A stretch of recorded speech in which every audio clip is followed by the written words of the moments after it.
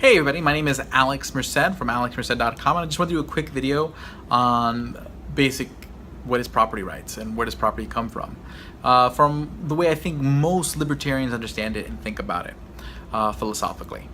Okay, and I think most legal standards generally come from similar derivations of property rights, but bottom line is property rights come from and start with the idea that you own yourself.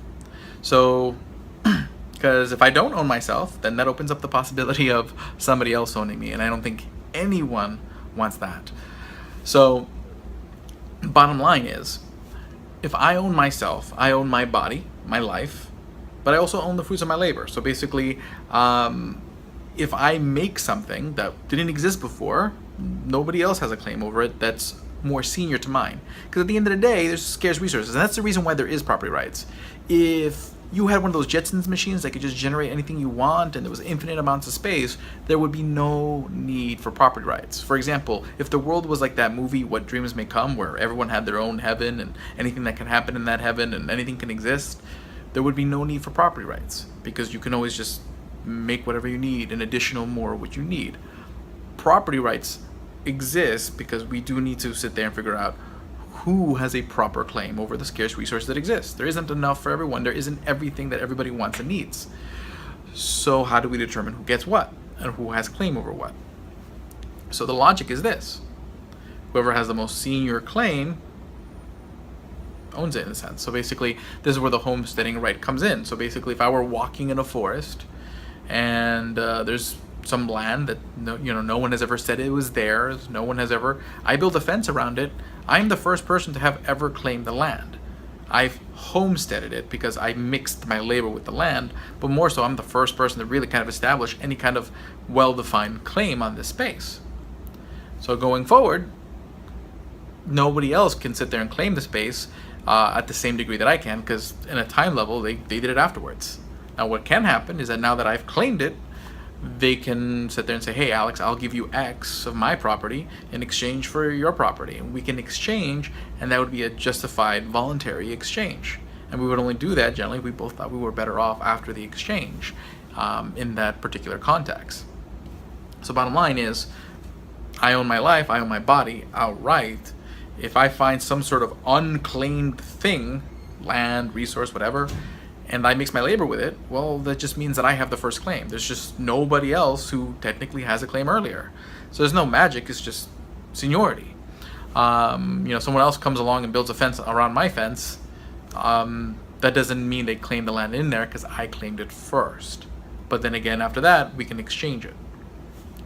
So initially, the initial claim on all these sources beyond my body and my life is just kind of who got them first.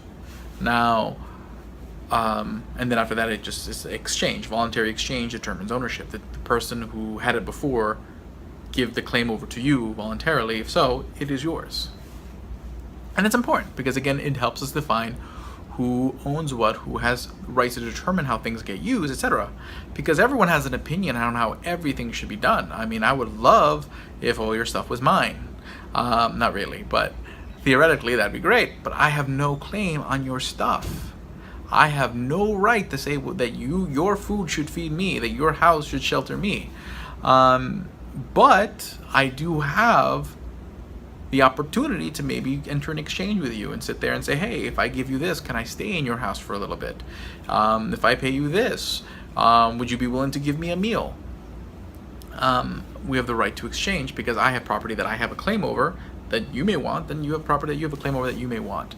Now, does everyone have the same amount of property and ability? But not necessarily.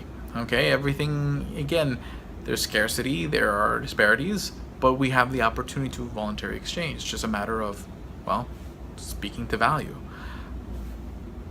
So that's generally, as far as my understanding goes, what libertarians mean when we talk about life, body, and property.